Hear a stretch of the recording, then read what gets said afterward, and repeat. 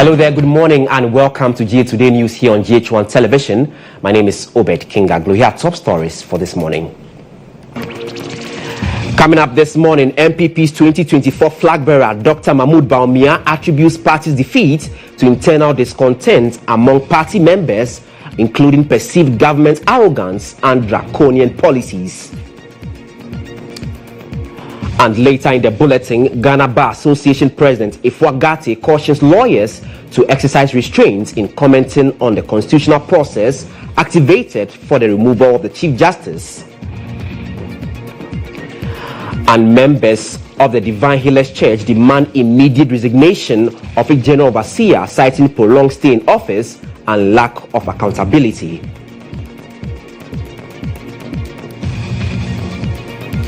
We have details of these and many other stories coming up shortly. Do stay.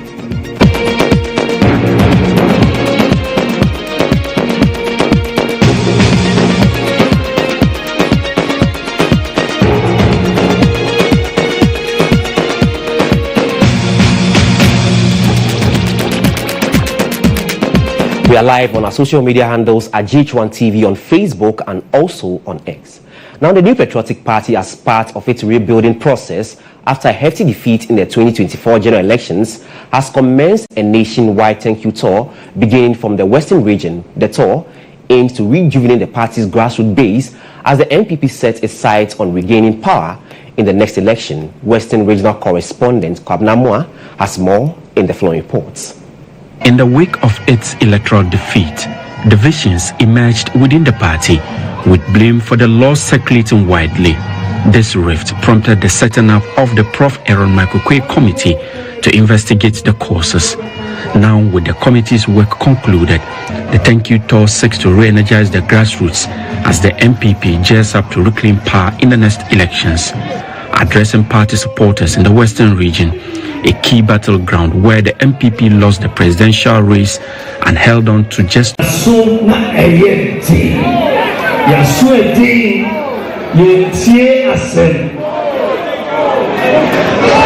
party for country say yenye reshuffle and yes sir 8 years yanti. General Secretary Justin Frimpong Kuria, who restrained from disclosing full details of Prof. Aaron Makukwe's committee findings, assured grassroots of the party that leadership is taking the findings seriously and will act accordingly. Makukwe also abeg your GHOne report about the amendment. Your uncle give Makukwe and that's also our proposals for decide the committee in the Nana Mepwa July. Your friend extraordinary delegate conference. Not party this year. Now in constitution, the BSS crowd and my party Meanwhile, former Asin Central MP and prominent stalwart of the MPP, Kennedy Ohene-Ajipong, called on the party's national executives to grant unconditional amnesty to all suspended members, notably former national chairman Paul Afoko and former Trade Minister Alan Kojo Charmantin.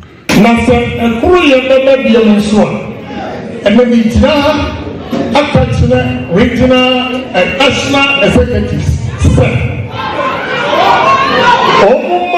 amnesty from Afoko, Alan, to everybody that has been suspended. Amnesty.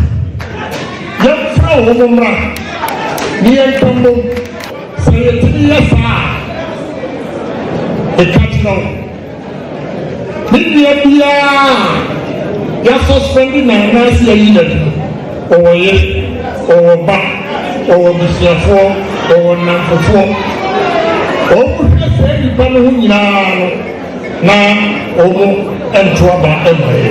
The national thank you tour forms part of strategies to unite and regain momentum to reclaim political power in the 2028 elections. Kwabena Amua's report for GHOne News. 13 excavators have been seized and several suspects, including a Chinese national, have been arrested during an anti-galamsey operations in Adansi-Asokwa district of the Ashanti region. The operation, led by the Ashanti Regional Security Coordinator, Captain John Kwame Jabari, retired, target illegal mining on cocoa farms in forest reserves and water bodies. Ashanti Regional Correspondent Isaac Justice Bidiako has more in this report. On Thursday, 24th April 2025, Captain John Kwame Jabari, retired, led a joint security task force in a major anti-galamsey operation in the Adansia-Sokwa district. The team seized 13 excavators and arrested several individuals, including a Chinese national and local site owners, for engaging in illegal mining. The operation uncovered miners working on active cocoa farms, causing significant land destruction in their search for gold. Ekia Gladys, a widow and cocoa farmer, spoke to GHOne News about her experience, revealing that illegal miners had completely overtaken and destroyed her cocoa farm. She expressed relief and joy over the government's intervention.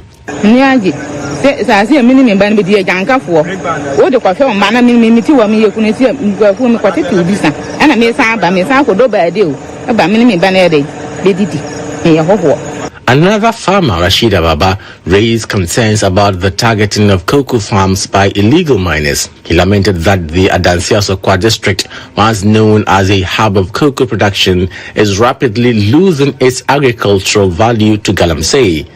He added that farmers in the area now struggle to access clean water for farming, forcing many out of agriculture.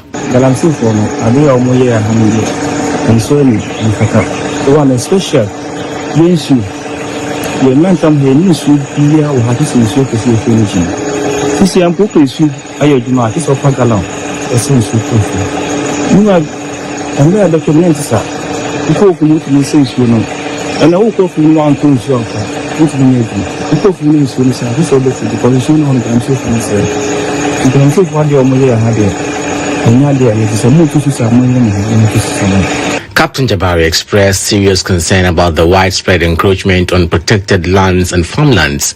He noted that while the task force had already tackled illegal operations in forest reserves, their focus is now on cocoa farms due to the increased level of destruction. He warned that if the situation is not brought under control, it could severely undermine the future of Ghana's cocoa sector. When we went to the place that we went to, apart from them destroying the river body, a number of cocoa farms have been brought down by these menace in those areas over there. So that prompted us to come to the place, and most of the time it's not our own intel. It is the citizens over there who come and give us the information that these people are destroying our cocoa farms, these people are destroying our water bodies. That brings us to conduct those operations over there. The retired captain reiterated that part of a larger national campaign to combat illegal mining, which poses a serious threat to the environment, water bodies, and the livelihoods of farmers nationwide.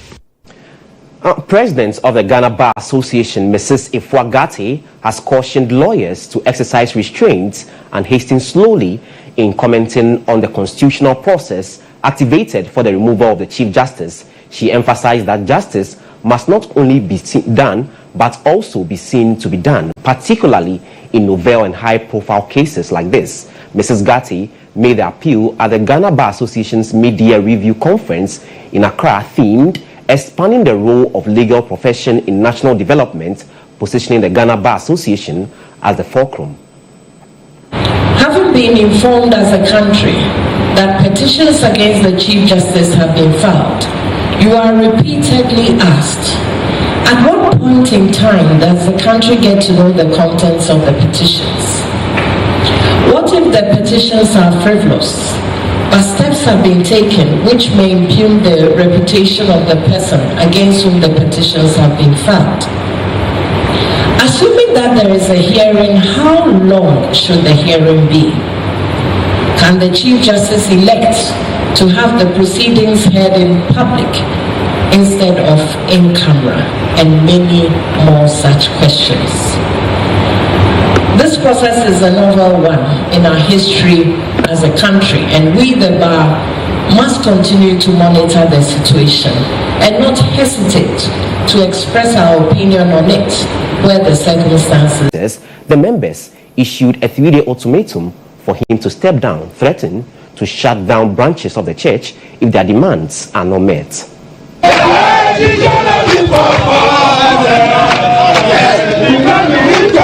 There was heavy security presence at the headquarters of the Divine Healers Church as dozens of aggrieved members clad in red with various placards gathered to demand the immediate resignation of its general overseer, Apostle Isaac Mensah Adade. The members, who hit the streets to protest, visibly angry and frustrated, say Apostle Adade's 20 years leadership has been marked by autocracy and a troubling lack of transparency. Look at our head office. Look at where our general overseer, Apostle Isaac Adade, this is his office. A church of 71 years that has about 1,000 assemblies all across Ghana. Look at our head office. And this man has been in power for 20 years and he's refusing to go. Where have we gone wrong? What sin have we committed? We are tired.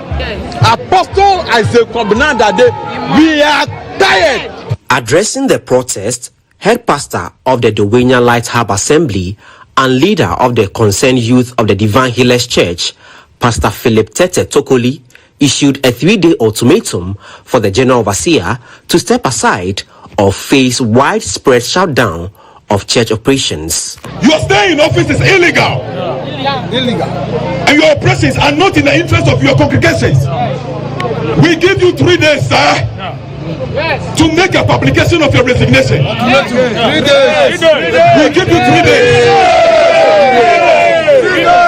We will not let the rest of your days in your persistent hang-on to witness congregational unrest, the closure of key church meeting places, and the cease of monthly returns. It is time to leave. According to other aggrieved members of the church, the general overseer's prolonged stay has not only stalled progress but also severely damaged the reputation of the church. I have seen leaders rise in the... You've exceeded your number of years. Step down and let others also come with their vision. Because after these number of years, we've seen that a lot of things have not gone on well. We don't have a school, we don't have a hospital, we don't have any other things that the youth are benefiting from. So our cry is that we need a new leader with a new vision. That's right. Though the news team tried to engage the leadership of the church, the attempt proved unsuccessful. We called on the board of trustees to come and receive the petition. They told us that they will not be able to receive the petition. So from here, in whatever legitimate means we will use to make sure that the petition gets to them, we will do that. As tensions continue to rise, the future of the Divine Healers Church remains uncertain, with the clock ticking on the protesters' ultimatum.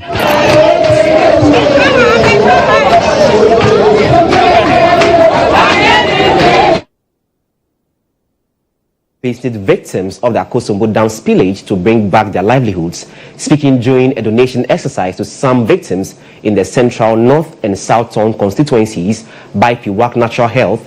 Member of Parliament for the South Tongue constituency, Maxwell Kwame Lukuto, called on corporate organizations to continue to support flood victims in the affected areas.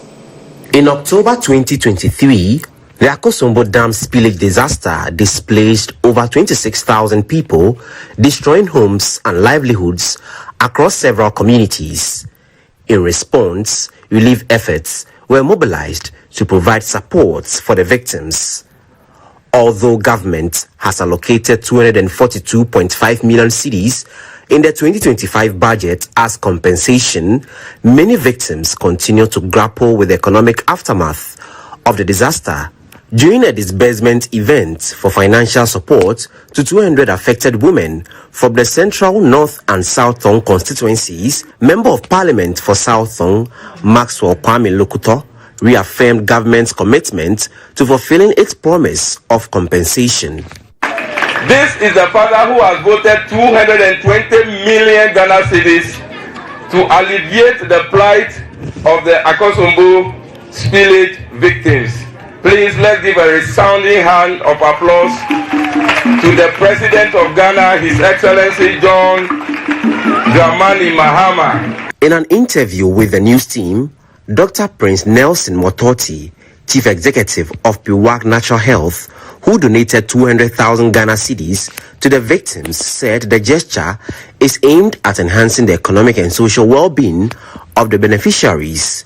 He also encouraged them to use the funds wisely. Now, President John Dramani Mahama is set to launch the government's flagship program, GHOne, in Kumasi today at the Prempeh Assembly Hall. This is to mark the beginning of a bold new push to tackle youth unemployment and ignite entrepreneurial spirit across the country.